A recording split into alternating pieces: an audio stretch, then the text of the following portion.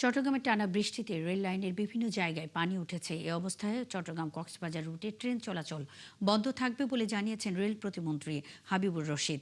বৃষ্টিতে চট্টগ্রামের ক্ষতিগ্রস্ত রেল লাইনের কিছু এলাকা ঘুরে দেখার পর সাংবাদিকদের একথা জানান তিনি। প্রতিমন্ত্রী আরও বলেন, রেলের সব যাত্রীদের টাকা ফেরত দেওয়া হবে।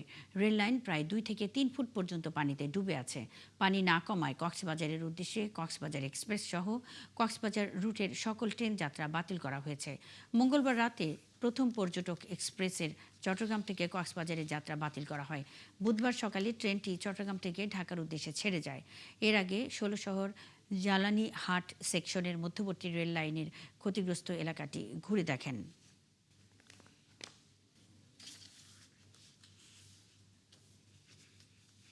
কক্সবাজারে আমরা যতক্ষণ পর্যন্ত পরিবেশের উন্নতি না হবে এবং পানিটা নেমে না যাবে ততক্ষণ পর্যন্ত আমরা বন্ধ রাখবো।